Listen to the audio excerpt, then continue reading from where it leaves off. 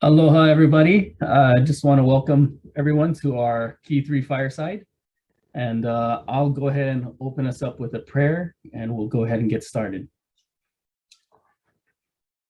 Dear Heavenly Father, thank you for this opportunity that we're able to gather this evening to discuss the affairs of our council and how the Boy Scouts of America can continue to deliver the promise of serving our young men and young women with the values of the Scout Oath and Law. Help us to find creative new ways to continue to grow this organization, that we can continue to impact our young men and young women. Help us to continue to be inspired in doing thy work, that we can continue to watch our efforts multiply through our youth, and may continue to enjoy the benefits that we have in the scouting program. Help us to come together as one organization, both nationally and locally, that we can overcome all of these obstacles that we currently face, that we are able to come out stronger than ever before through our family scouting and all the other wonderful opportunities that are currently present. Only humbly ask of these things in the name of Jesus Christ. Amen.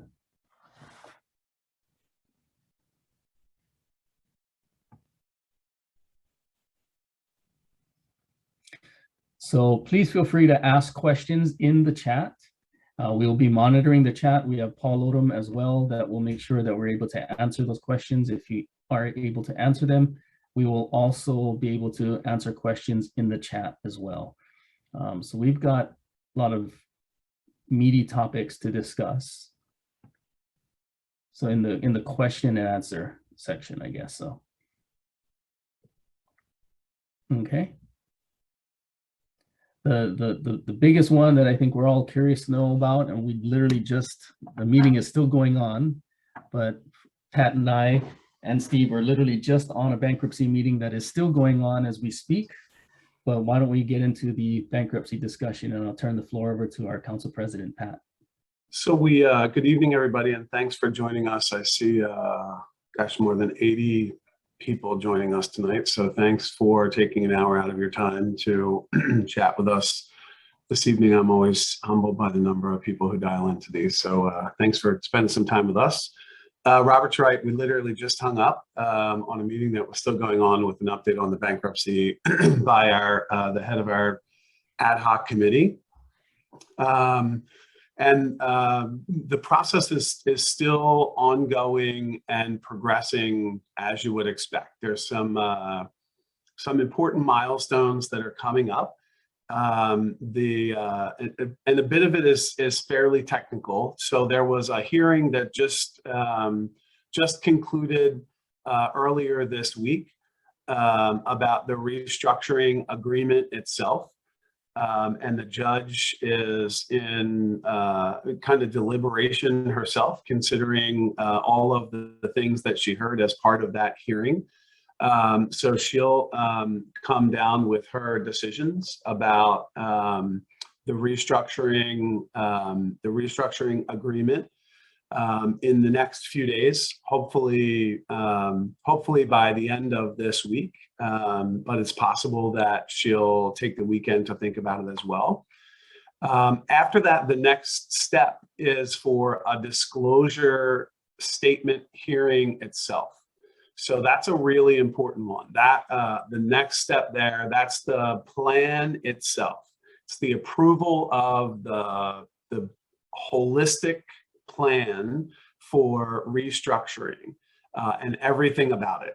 And that hearing begins on 8/25, so at the end of the month of August. And it won't be just a one-day hearing. It'll be a few days long, I'm quite sure. There'll be great discussion as part of that. There will be some disclosures that will come out here later this week, including disclosures from the insurers, disclosures from the BSA. It'll be including the amounts that all of the local councils have contributed to the cash settlement for the claimants. We'll get into that in just a second. And then assuming that the disclosure statement hearing goes well and the plan itself is approved by the court, then the next thing that happens after that is that plan goes out to every single one of the claimants, everyone who's filed a claim, and then assuming that they follow the recommendations of their lawyers, we would have an overwhelming approval of the plan. And then we really start the recovery process of the movement, and we start to be able to talk about something else on these calls. So truly, we could very well be looking at one of the last updates that we'll need to have on one of these calls about the bankruptcy at this point. I think by early fall, we should see this process beginning to wrap up and be in the kind of stages of the closure of the bankruptcy process. We've been saying all along that it was really imperative that all councils participate in the bankruptcy process. And there's about 250 councils in the BSA. And at this point, it looks like all 250 councils are on track to be participating. We literally were just on that call, and there are 6 councils at this point who have not signed the official letter saying that they're participating, not because they don't intend to participate, but because this is really complex financial transactions. And some councils, it's easier to sign that letter than others. But they were telling us that most of those 6, they expect to get back in the next 24 hours, actually. And it didn't sound like they have great concern about those 6 actually coming in and having full participation of all of the 250 councils. So that's great news.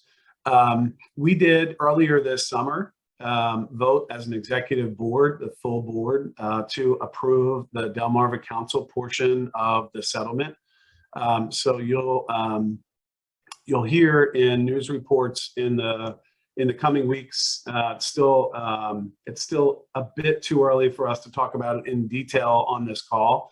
However, in the very near future, I think you'll be hearing something that we'll be able to put out as a council, and then you'll be hearing about it more broadly across the movement, about the total figure for the settlement more broadly, and also the specific settlement for the Delmarva Council. But what I can tell you is this: we'll be able to, within the Delmarva Council, make our settlement contribution to the overall Victim Settlement Trust without impacting any properties in the Delmarva Council, which is a huge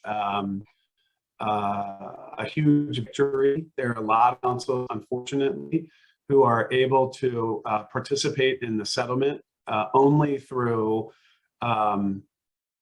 selling property that they have, that they're using as part of the mission of delivering scouting in their councils. We're not in a position where we have to do that, and we feel very blessed and fortunate to be in that position. Additionally, we're able to participate in the settlement through contribution that does not include any donor dollars. So all of the money that we'll be giving to the settlement comes through unrestricted endowment money, some of it through the logging interests at Henson Scott Reservation, some through other interest that's accrued, et cetera, none through donor collected monies. So we're very pleased that we'll be able to participate in the settlement, looking donors in the face and comfortably telling them that none of the money that we're giving into the settlement came from money that was collected from donors. And I am incredibly excited that we are not in a position where we have to participate in a way that impacts the delivery of the scouting program in our premier scouting laboratories, any of the council properties that we have. So we'll be sharing a bit more about the specific financial contribution. I do want to be super clear. It hurts. We're a nonprofit organization, and every dollar that we have in our coffers is an important dollar in building citizenship and character in the young men and women that we serve. And so I don't want to minimize the contribution. It is a large dollar figure, and it will cause you to gulp when you see that dollar figure.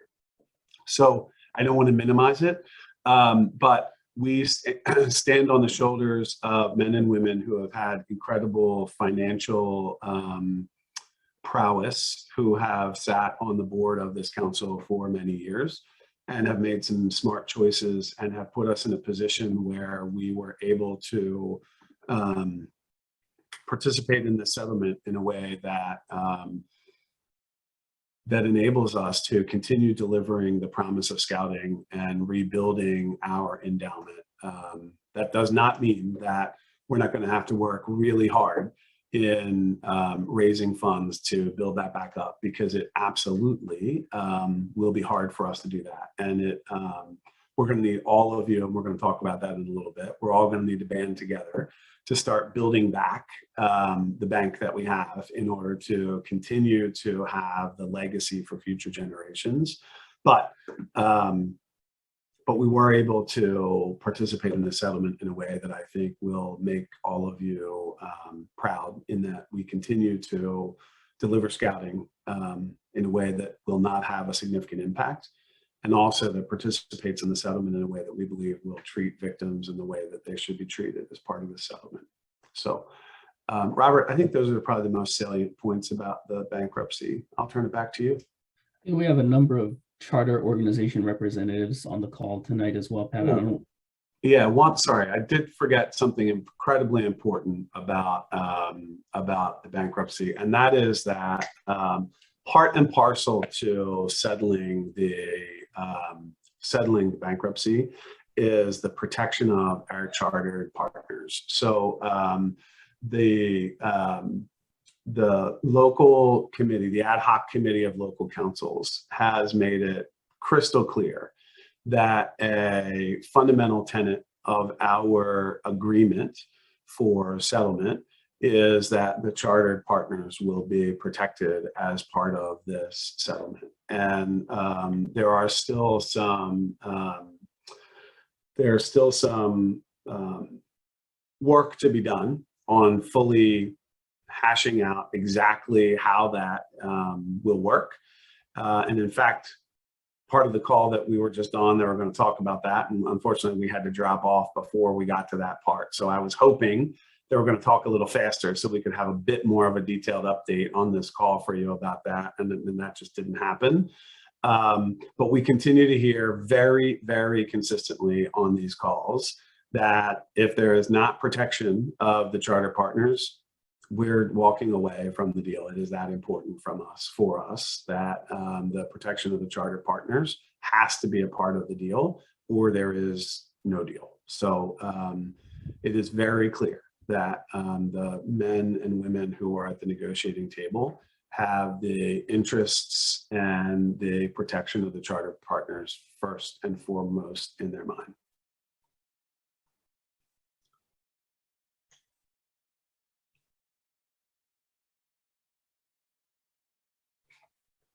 There's a comment, I think, from Norm Weiner about, was the Delmarva Council participation optional? It's an interesting question. Every council's participation was optional. There's no one forced to participate in the settlement.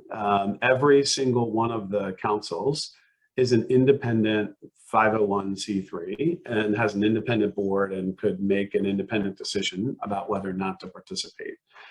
The interesting thing about this particular bankruptcy, though, is that we really had to move in unison as a movement of the BSA as one, in order for this particular settlement to really have the teeth that it needed in order to really capture the attention and kind of hearts and minds of the claimants. And so it absolutely was optional for us to participate. In the truest sense of your question, Norm, However, when we think about the consequences of not participating, it very truly could have meant the end of the scouting movement as we know it, because the global settlement would not have been reached if every council didn't participate, which meant then that every one of these cases, and there were tens of thousands of them, would have been individually fought against every single one of the councils that they were brought against, which would have meant financial ruin for every one of the councils. And that's not to mention the pension fund for all of the professional BSA scouters that also would have needed to have been funded once the BSA was no longer solvent as well. So, so yes, our participation was optional as we think about ourselves as a distinct 501c3 Delmarva Council BSA. As we think about ourselves as part of a broader movement that we all care deeply about because of what everything this uniform means to us, I don't think there was anyone on our board at the end of the day, no matter how much it was going to hurt, who truly felt like our participation was really optional. So I think all of us came to the table trying to figure out how, not if, we would participate. And thankfully, at the end of the day, like I said, we were able to participate in a way that enables us to continue delivering the promise of scouting in a way that doesn't impact our properties and doesn't impact donor relationships and the like. And I can tell you that we're incredibly fortunate at that, because there are not a whole lot of councils in the US that fall into that category right now. Thanks for the question.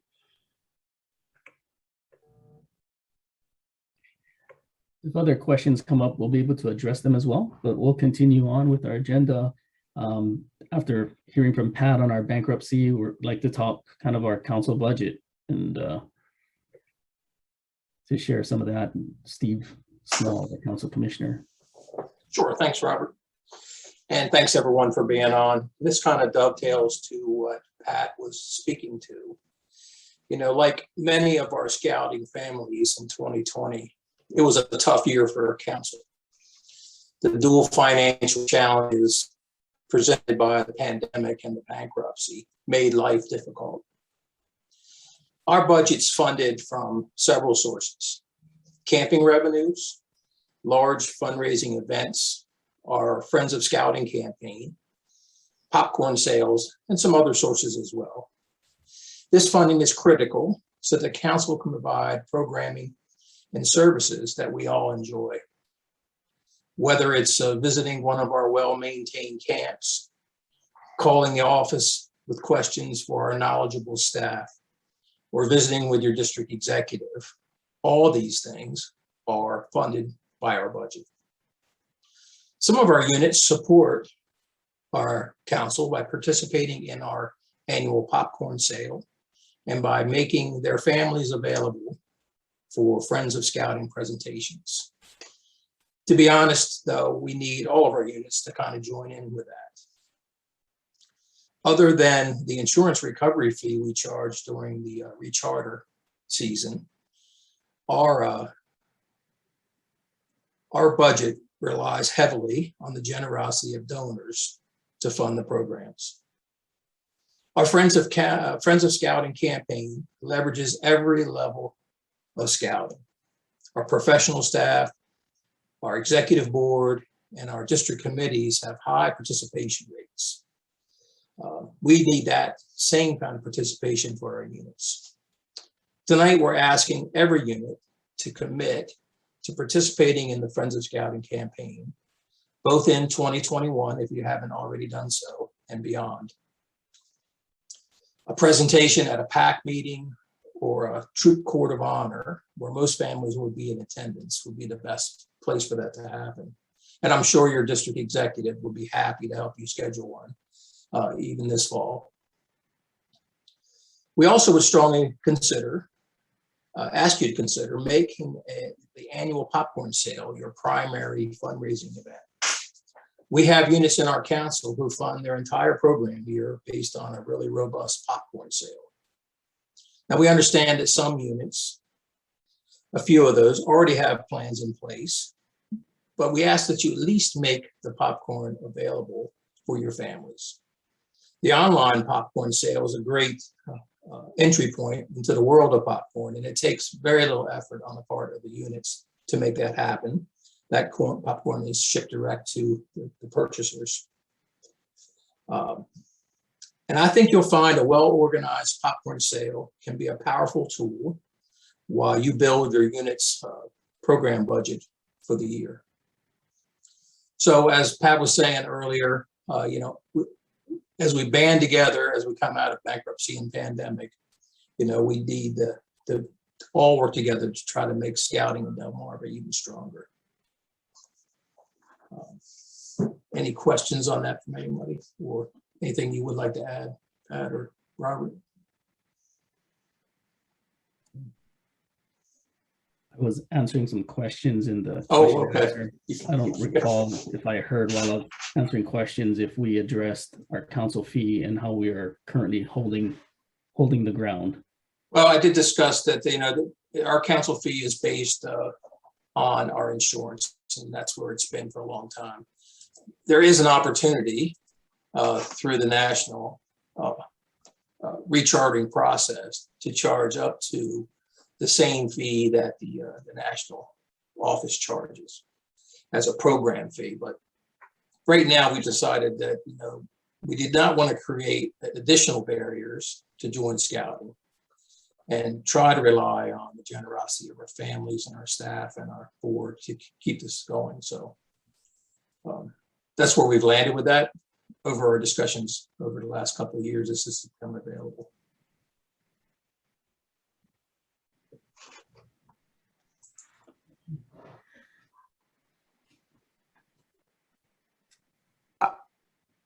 I will say this, and it's going to be super unpopular, but since I already gave an unpopular presentation tonight, I'll say this too. I have been a stalwart opposer of a full program fee. There are a lot of councils who have given up on FOS altogether, and instead they charge every family whatever, $80 or $100 program fee for the council. So in addition to paying their annual dues to the BSA, they charge a program fee for the council that would cover whatever they need in order to cover the operating expenses of the council. So they basically take the operating expense of the council and they divide it by the number of kids in the council, and they figure it out, and they don't have FOS. So they don't bother with any friend scouting campaigns. They don't really have signature fundraiser like popcorn, etc. I've been a stalwart opposer of such things because, Steve used the barrier of entry language, and I really believe that. I think there are kids in the Delmarva Peninsula who need scouting a great deal. And I think every dollar we add to the program really does inhibit kids having access to this great program that we have that I truly believe changes lives. But I will say, in the years I have been associated with the board, and I feel like those years are mounting by doubles with every year I live now, not singles, these last couple of years. But in every year I've been associated with the board, it feels like it is significantly harder to raise the FOS dollars, and the participation in popcorn dwindles and dwindles and dwindles. And that really is the way the council operating budget is funded, from those sources. And so without that funding. We can't have district executives. We can't turn the lights on in, council offices, et cetera. And so the things that we use in order to support units in delivering scouting, we don't have. And as opposed as I am to something like a program fee, I worry that without real focus on FOS and popcorn in the next couple of years, we're headed down a path that we may have to go down a program fee format. And I'm not saying that as a threat. I'm just saying that in response, Steve, to something that you just said. Just struck a nerve. I wasn't really planning on saying that on this call today, but I don't know. I was given the bankruptcy update, and it makes me sad to have to give that update. And it would make me deeply sad as well if we had to go the format of a program fee, because I do think it's gonna turn people away. And the last thing we need in a program this great is to turn people away for something like that. So anyway, rant over. I'll step off my soapbox, but we really do need everybody to pitch in. It's so important. Right. I'm still on the opposer side, I guess, at this point, because I just don't want to see our units struggle to get new members. So, which I guess we'll talk about that later too. So, but going back to the popcorn, that's a perfect opportunity to let the popcorn sale kind of fund those fees and things that you do have to help kids in your units that maybe not able to afford all the things that some of the others can. So by giving them that opportunity, it gives them an opportunity to raise some money for the program that they're in. We have some questions in the question answer that we can address the Todd Stephen question. When will we see the new fee structure? The new fee structure is already in place for the Delmarva Council. And nationally it's $72. Steve, correct me if I'm wrong, $72, Yep. But we have to, every scout has to pay to the national organization. The local council fee that we charge for the recouping for the insurance coverage is $18. And any new scout that is registering is $25 for a one-time enrollment fee of $25. And that's all prorated per month, and we still keep and maintain the December recharter. Yes. Another question that was asked was the portion of DMVC has to pay toward the lawsuit based on? So Pat, what was the portion that DMVC, not what's our portion, but the criteria? I think the number of potential claims. Yeah, great question. So there was a formula that had to do with the number of claims in each. So it started with the total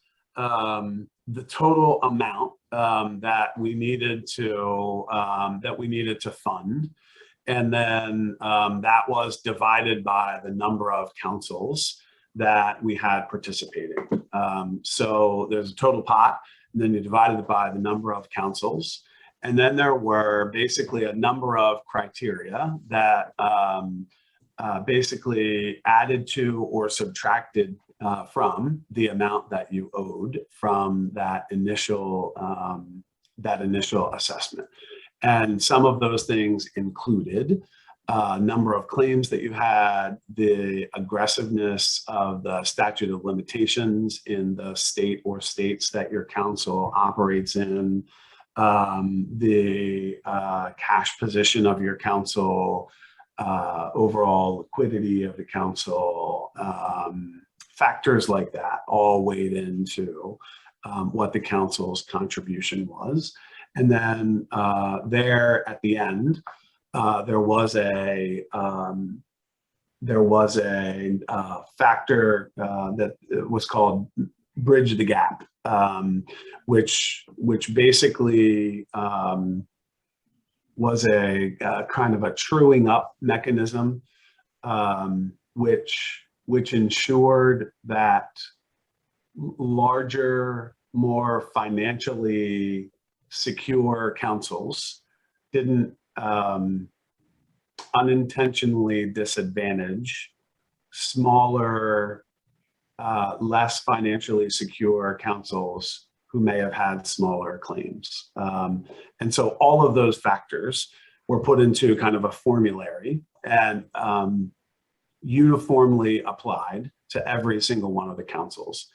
And then basically an assessment was made to every single council. And we did a lot of math. Steve himself, I think, spent lots and lots of days and sharpened pencils. And we believe that our number was very, very accurate from as best we can tell with the number of claims we had, the statutes of limitations in the states that we operate in, with the financial positioning of our council, et cetera. So we felt like the number that we were given was exactly what we were expecting it to be once we saw the formula. So.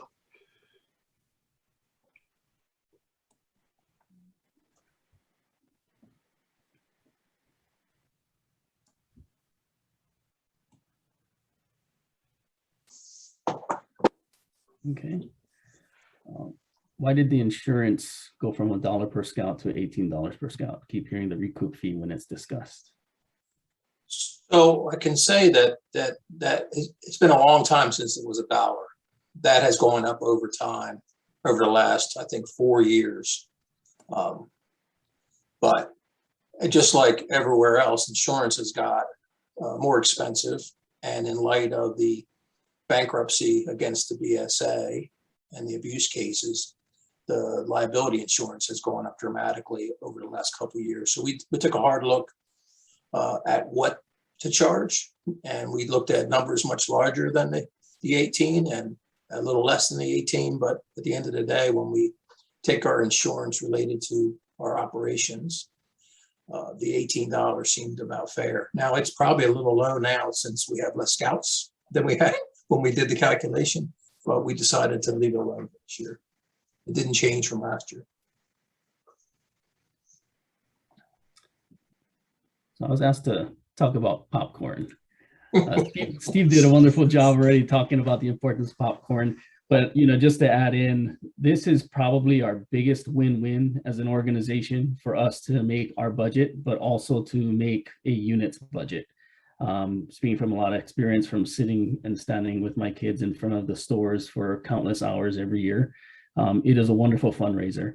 And I got to visit with so many leaders across the council through summer camp and whatnot that some things that I never thought of as a huge asset is when you're selling popcorn in front of these stores with your scouts, how many of us have had alumni approach our scouts and share with them that they missed their eagle and they're a life scout and their biggest regret is not finishing. And then they continue on with giving words of praise and encouragement to say, hey, don't be like me. Make sure you get the job done and get your eagle. But beyond all of that, as an organization, Steve even mentioned, the insurance fee, the $18 is probably low for what we have as number of scouts. This is probably the smallest number of scouts we've ever served in this council. We need to grow, which is why we're pretty adamant that we want to keep the fee as low as possible so that we can create an entry point so that as many kids can join as possible. And we feel strongly that best way to do that for all of us to win together is selling popcorn is a win-win. But what popcorn also does for us as an organization, we get to see our scouts in front of stores, going door to door in neighborhoods, doing show and sell in our uniforms. And if we're going to grow, we have to be more visible in all areas of our organization. We have about just over 3,000 scouts in the council right now. So we need every one of our scouts to be as visible as possible, to share what they're doing in the outdoor activities and everything we're doing, and also to help lend a hand. If every one of our scouts was to sell popcorn, we would easily blow out our popcorn goal.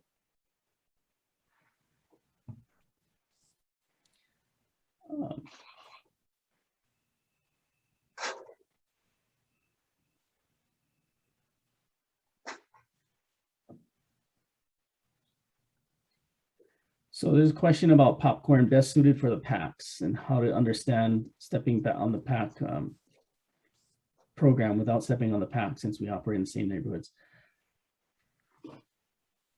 We hear that often, and at the same time, if you look at what our top salespeople are in the council, and even nationally, at least I can speak towards last year's popcorn campaign, which is very, very small. It was mostly online. Our top salesperson was a Scout BSA member, and nationally, our Scout top salesperson has always been a Scout BSA member. Very few times has it ever been a Cub Scout. So I think our Scouts are learning better tools. And if they've started as a Cub Scout, hopefully they've continued to grow their Rolodex of contacts and sales so that they can increase their sales over year over year. The online method today and the popcorn app has been extremely helpful in managing the inventory, so it makes life a whole lot easier.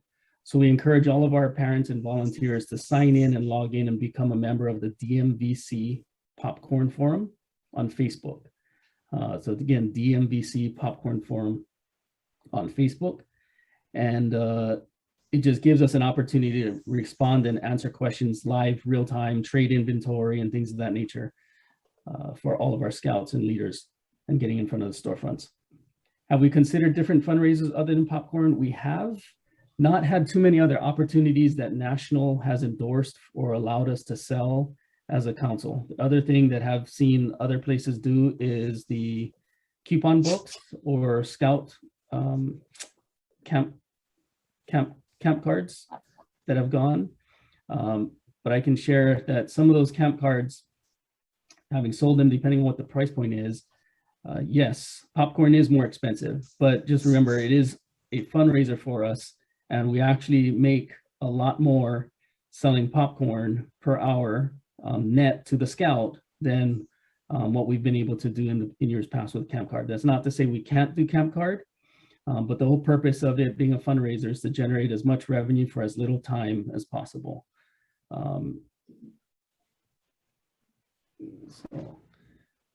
So popcorn is available. We want to make sure that everybody is able to participate. And as important is just trying to get out and be visible in our uniforms and helping pass along cards so that other Scouts can join our organization as well and share with us what kinds of great things that you're doing when we're selling popcorn. So those are the big things our Scouts are making. Or we have a calculation right now that the Trails End has helped us out with. If your Scouts were to actively sell for 8 hours, and we have these items on our website right now or on our popcorn forum page that highlight 8 hours of sales, could equate to $1,000 or more of popcorn being sold. And units are going to get anywhere from 35 to 40% of that popcorn sale. The council gets about 22% of the actual sale.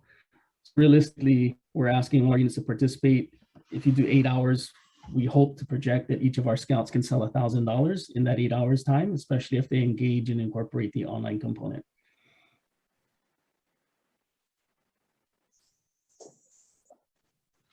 Okay. Any other questions on popcorn?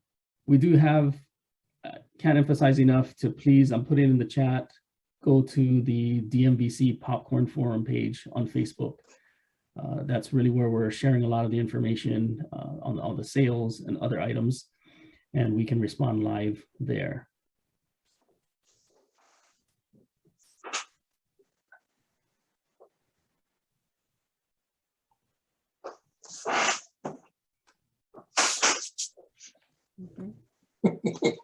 Better. I may have texted him about the uniform.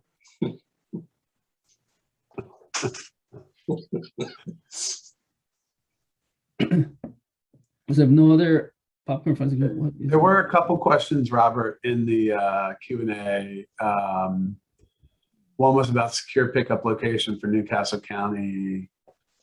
What happened to Wawa sales? So Wawa, unfortunately, hasn't been able to approve due to COVID last year, and they haven't approved it again for this year to date. And we're still working with them. Hopefully they'll provide us an opportunity to sell in front of the Wawas. At this time, they have not allowed us. The whole region isn't able to get any of the Wawas right now. That's something that we work through on a corporate level, and they provide for all local councils to sell in front of the Wawa. Right now, that one is not allowed due to COVID.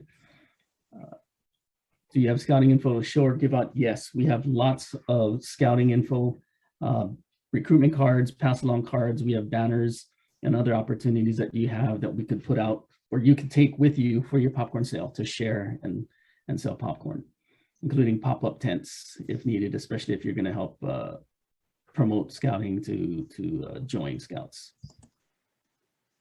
There is another fundraising company out there. There's two other popcorn companies out there. The biggest advantage of Trails End is it is Weaver Popcorn. It is Trails End. It is the largest of the vendors. And they also have, they're unmatched, in my opinion, on the service as well as with the app. There isn't another one of the companies, popcorn companies, that has the app with all the inventory control, storefront management, and all the other things that we do that Trails End has with this app that they've spent money developing for our benefit. So Trails End continues to be, in my opinion at least, the better of the popcorn companies when it comes to providing support to local councils as well as the return on investment.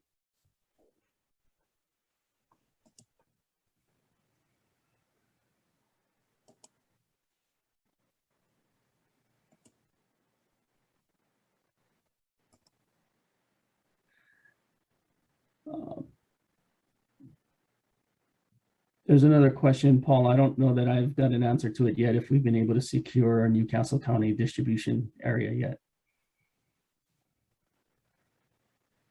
Currently, we have not been able to secure a warehouse in Newcastle County.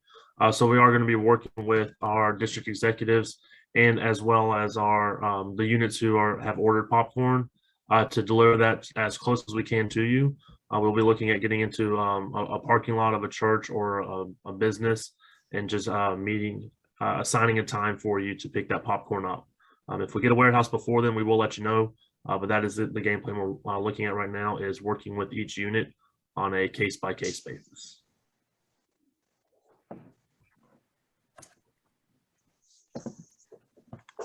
So did I really say $1,000 popcorn? Yes, I'd love for every scout to sell 1,000 popcorn. I think it's more than, it's not easy, but it's achievable. I think this past year in our troop, even during COVID, for a new unit, pretty much all of the scouts in our unit sold, the average was over $1,000 per scout.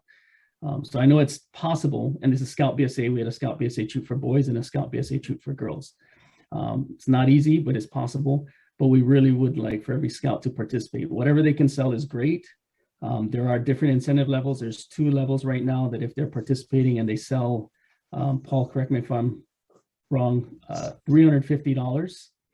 At $350 sale, Trails End and Delmarva Council will be giving those scouts additional points so that they bump up to the higher commission category, or not commission category, but prize category. And if they sell $1,000 in popcorn by a certain date, they will get an additional bump up of additional points. And those points all calculate back into the prize redemption program. The more points they accumulate, the greater Amazon gift card that they'll able to earn.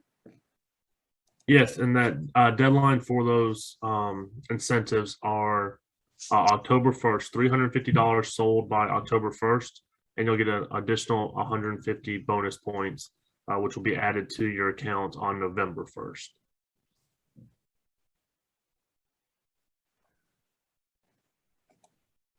While I'm on, I'll go ahead and answer the question. Have the school districts permitted BSA to attend open houses or back to school nights? Almost every school district we've talked to so far has said yes. So work with your local professional and make sure that you are planning on being at those open houses. From information I've got from other councils is they are seeing every goal that they've set is being blown out right now with the number of kids joining at those elementary schools. And the most important thing for us is getting there with the visibility, letting people see us, letting people know that we are still here, we are around, because that has always been one of our things. And that's another reason for selling popcorn, is that visibility in our communities. As we walk through the neighborhoods, as people see us in front of stores, they see scouting, and when they hear that we're raising money to go camping, they want to join us on those camping trips. So just make sure we're getting out there, being the visibility. But with our schools, yes, school districts are allowing us to open houses. We just make sure we have volunteers there. Some school districts are doing are staggering their open houses. So first grade at this time, second grade at this time. So we may need multiple volunteers to help with one school. So it's not one volunteer sitting there for 6 hours.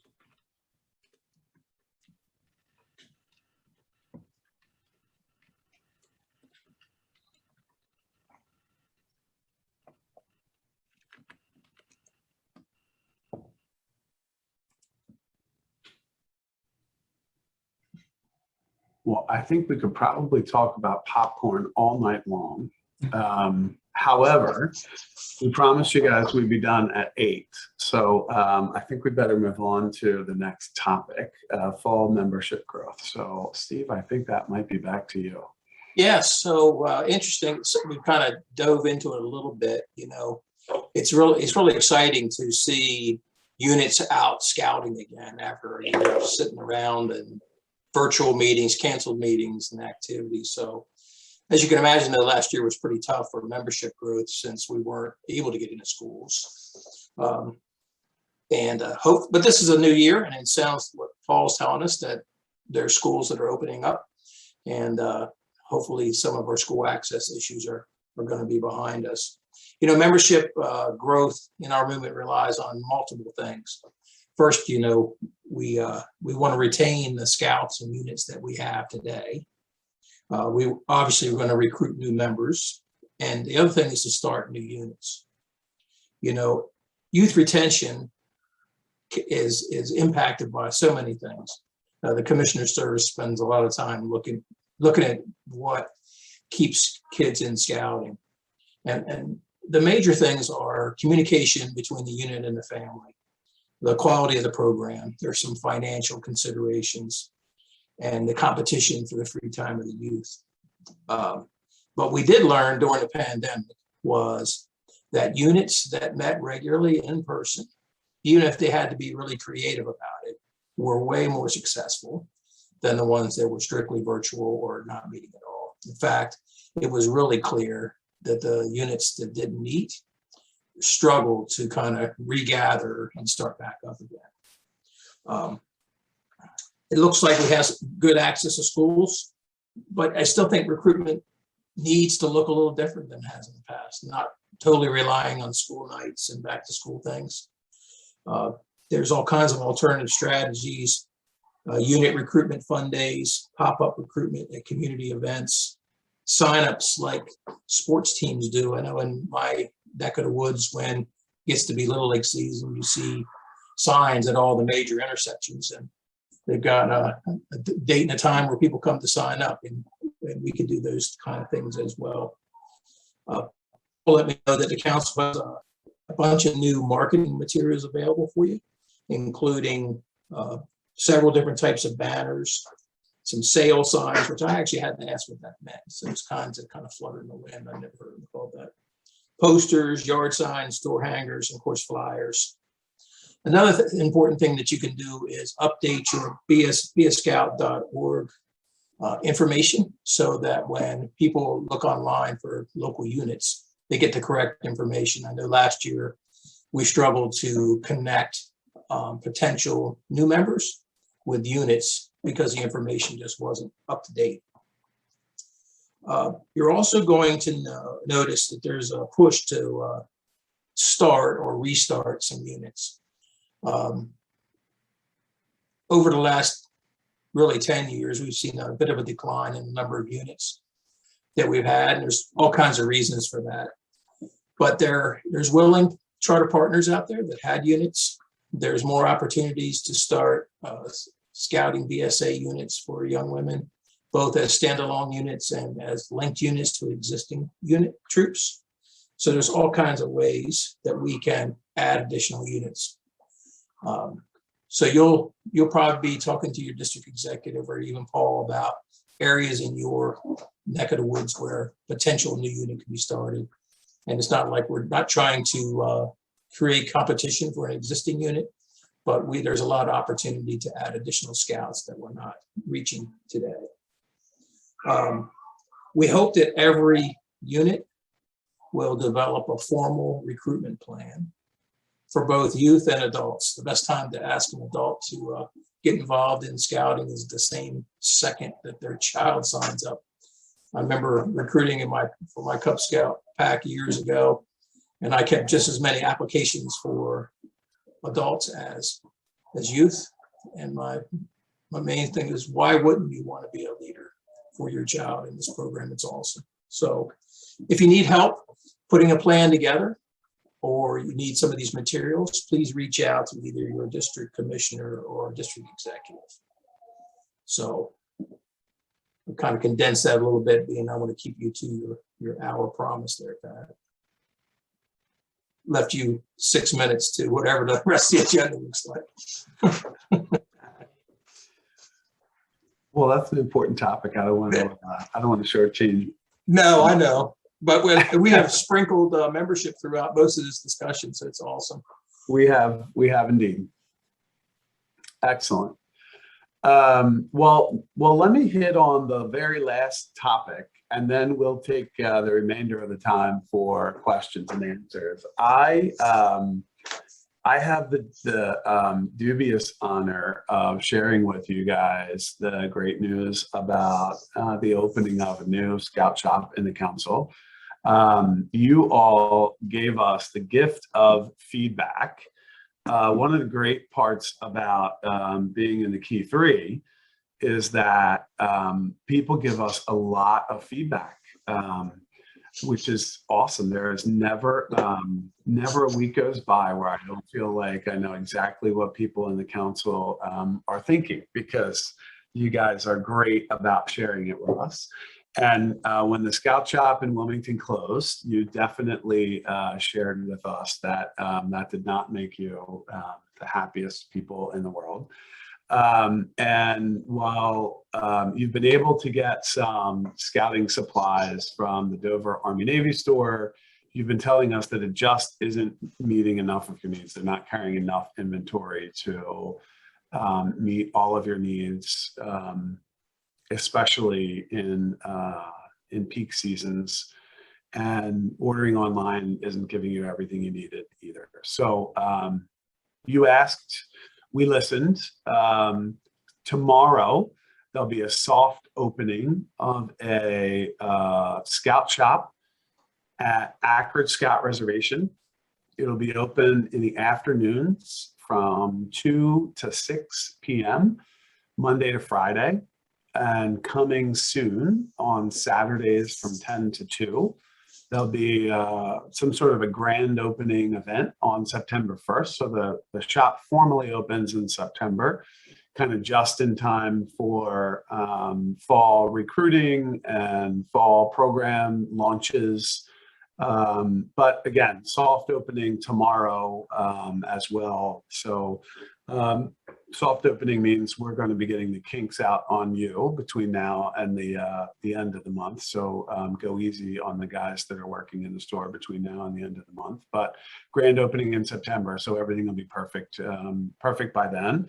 The shop's going to really focus on uniforms and books, Pinewood Derby supplies, those kinds of things. So it's not going to be a completely full service scout shop. You know, I don't know that you're going to be hitting it up to buy your next backpacking tent for the Appalachian Trail. But if you need a uniform and you want a place that you'll be able to try on the uniform, you'll be able to go into a fitting room with your son or daughter and make sure they can try on the uniform and make sure it fits. If you want to go and make sure you get the all the perfect supplies for the Eagle Court of Honor for the person that you love, it's going to be a place where you can go and put your hands on the stuff and make sure it's all the quality that you want to have the perfect celebration.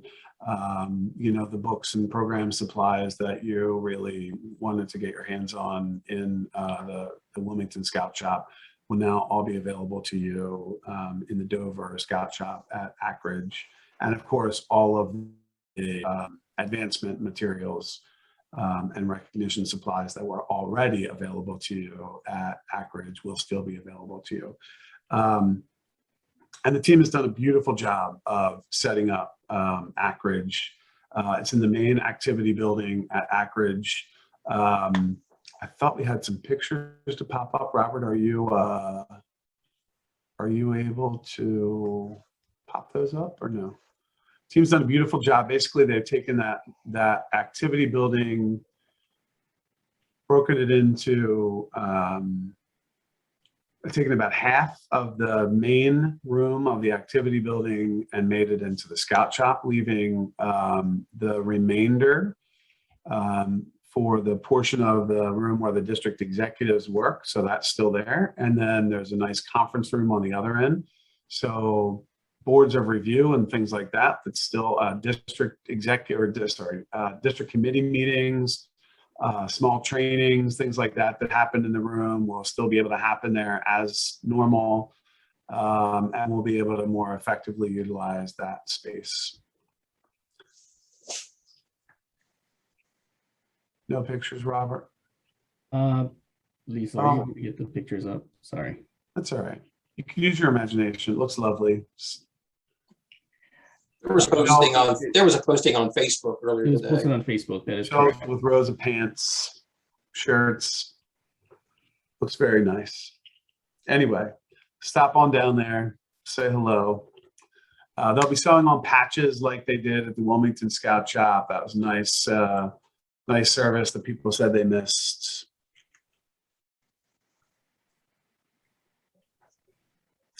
All right, so that brings us to the end of the formal agenda. Any last minute questions that you didn't have an opportunity to ask? Blair, when will you bring something back to Wilmington? Good question. I knew that one was going to come up. We don't have any specific plan at the moment to bring something back to Wilmington. It's been difficult to secure a location in Wilmington that is cost effective for us.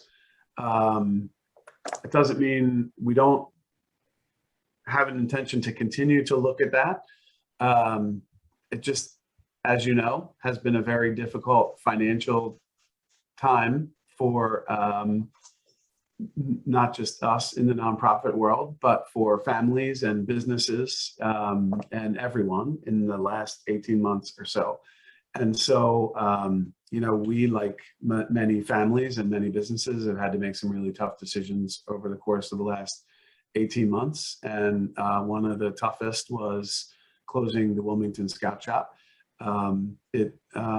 It was a very, very pricey piece of real estate for us, and candidly did not bring in nearly enough sales to even cover the rent in the building. And so at a time where we were already struggling on so many other fronts, we couldn't continue to pay more in rent than that store was bringing in sales. And so we had to make a tough decision and close the store.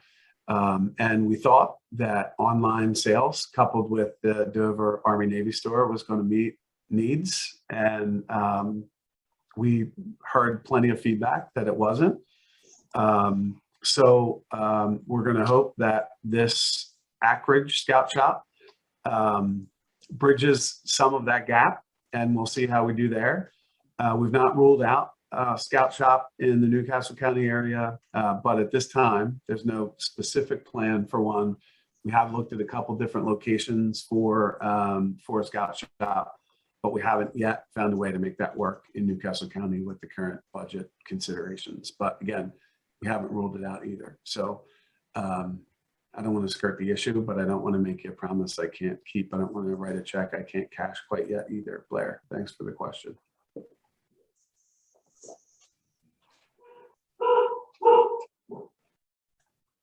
Okay. Any other questions about any other topics we've covered today? I have a question that has popped up twice now, so I'm going to address it. Robert, jump in if I say anything. Asked if, have we heard any about the United Methodist Churches not allowing recharters? Yes, we have heard. That has come from the Pendel Conference of the United Methodist Churches. Just so y'all know, the United Methodist Church is one of our largest charting organizations.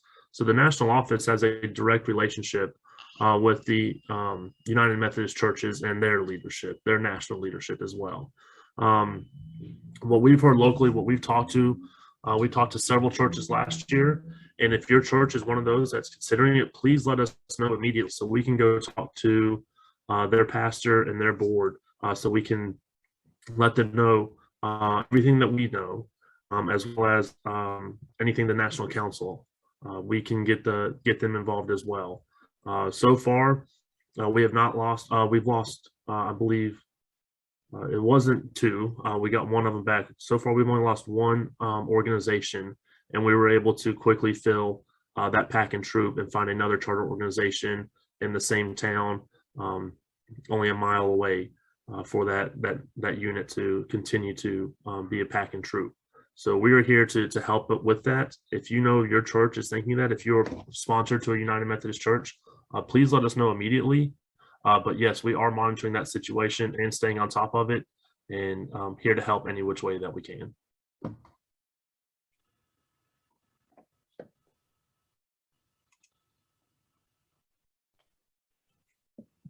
Okay, so I'll quickly try to see if I can get through some of these answers, and then we'll do a quick recap. Todd, Stephen, you asked about the sign replaced to get to the scout shop. I'm not sure I know about the sign replacement. So, and I know that's a horrible answer. I just don't know. I think I know what he's asking. The sign at Anchorage points you to go to the left when you pull in. That was the original plan. Yes, that sign has been changed and points you to the right to go towards the admin building and down to the scout shop. I believe that's what you're asking. If I'm misunderstood, please let us know.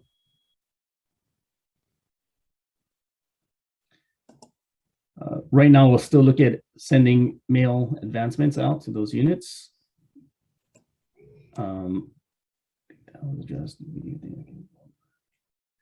not aware of any plans for wilderness survival training at this time.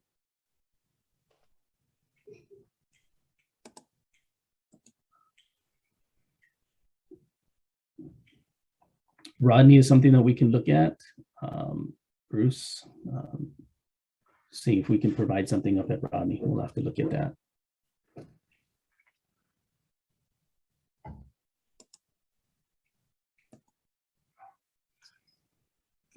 On the wilderness survival training, that's offered periodically, typically once a year or so. So I would suggest just watching the council's training calendar. When it's offered, it's typically offered at Anchorage. So just watch the training calendar. Survival, or is that wilderness first aid? Sorry, wilderness first aid. Was that wilderness? Did it say wilderness survival or wilderness first aid? I think it said wilderness survival, but maybe they meant, I'm sorry, I already clicked done. Maybe it was meant to be wilderness first aid. I just assumed it was wilderness first aid. Sorry. But yes, we do have wilderness first aid offered at the office.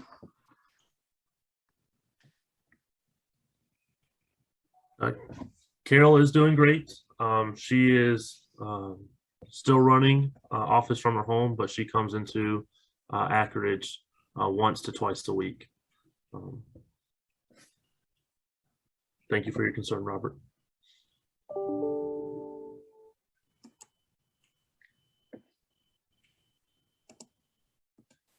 So quick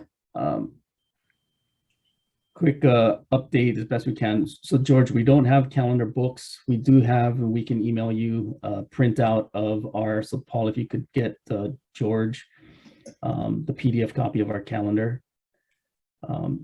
The map to adventure books are different than the calendar. That's the map to adventure book was the calendar. Okay. So in summary, we're obviously going through bankruptcy. We are coming to the end of the bankruptcy. We are very optimistic. And as we shared, we've been blessed as an organization to have the financial strength to not have to sell any of our properties. Programs will continue as we see them. We'll be able to continue to deliver programs at our properties. We need to band together, getting into the budget aspect. We need everybody's help, from Friends of Scouting to popcorn to activities, you name it. The opportunities that popcorn provides probably is the greatest win-win for all of us. Then there is the Friends of Scouting component that Steve mentioned. If every family was to contribute at whatever level they're able to contribute at, everything adds up and it helps us as an organization to serve more kids. Popcorn, touched upon it a lot, visit more on that as well. But it is important. Popcorn is not just a fundraiser. It's a great fundraiser for those units that get behind it. They're able to make a lot of money. Yes, it is an expensive product, but it is probably the greatest product that we can sell at this time for the return on investment. And what I mean by that is having spent a lot of time with my kids selling popcorn or camp cards or any of the other, well, none of the other products because we don't have any other products. Our kids net to the popcorn sale would come out to more than $65 an hour when we're selling popcorn with them as scouts in from the store. $65 an hour net is far more than what many of us ever get paid from our jobs. So it's time well spent, if you ask me, to be able to work with them in selling that overpriced popcorn. But again, it's not so much that it's overpriced. It is much of that is a donation. And I think we just need to be clear with that with our consumers that are out there. Unlike other products from other organizations that other organizations sell, the commission that does come back to the units is much more significant. You could sell dollar beef jerky or meat sticks and things like that, and you get 50 cents back per meat stick. But again, you sell one $10 popcorn item and you're getting $3 back. You'd have to sell 6 jerky sticks. So this opportunity there just for popcorn is just the return on your time selling that product is amazing. Going into the membership campaign, we've got to grow. You know, our mission is important. We have to grow as an organization. You've heard me speak many times over there at camps and other opportunities. We believe in this program. We're all uniformed. And I believe that this program and the kids that we have in it will solve the problems of the world that we currently face. And I forget what celebrity, somebody jump in, said it, but the biggest problem with the Boy Scouts is we don't have enough of them. So we've got to grow. Let's get creative. Let's get visible, do whatever it takes to grow this organization, to serve more kids with the values of the Scout Oath in Law. And yes, we are opening up the Scout Shop. It is exciting. Yes, we've got to figure something out maybe for the north, and maybe we can look at Rodney, but we do have the inventory now. Some of the concerns we had, or that volunteers had, is they would get to Dover Army Navy store and we didn't have, or they didn't have the inventory at times. So we've made an investment to make sure that we have the inventory now, especially as we get into the fall recruitment. And we can look at finding ways to better serve our northern side with something maybe at Rodney, or work with us and we can deliver and bring things up north as well. Hey, Robert, that's a great summary. I would like to give you feedback. It was more than 1 minute, so I'll put that in your performance review. But there was one question that came up in the chat that I do want to answer before people drop off. I'm sorry that I'm doing it, but there's a question: is Delmarva Council exiting bankruptcy or just national? And I think that's an important enough clarification that I want to answer it before we leave. So Delmarva Council is not actually in any sort of bankruptcy proceedings. We're not in a bankruptcy proceeding ourselves. It's national's bankruptcy. So we're not on the verge of bankruptcy as a council. We are participating in funding the Victims Trust as part of the national bankruptcy. So it's a settlement that will fund the trust for abuse victims. That's part of the national bankruptcy settlement. So that's our association. And obviously, because we are chartered through the national organization, we are tightly connected to the national bankruptcy. But the Delmarva Council itself is not filing for bankruptcy. We're not in any kind of bankruptcy proceedings ourselves. We're fully and very financially solvent and prepared and ready to meet the needs of scouting today and in the future. So no concern about bankruptcy for the Delmarva Council. If your question was whether or not the Delmarva Council is protected from the abuse claims through the bankruptcy settlement, The answer to that is yes. Part of the benefit of our participation in the bankruptcy settlement, the victims settlement, is that our participation protects us against the abuse claims that are part of this settlement, and from any abuse claims from that point and in the past. So the only abuse claims that we would need to defend at this point are abuse claims from that point of the settlement moving forward. So we are not in any kind of bankruptcy in the Delmarva Council. It's the national bankruptcy settlement that we're participating in.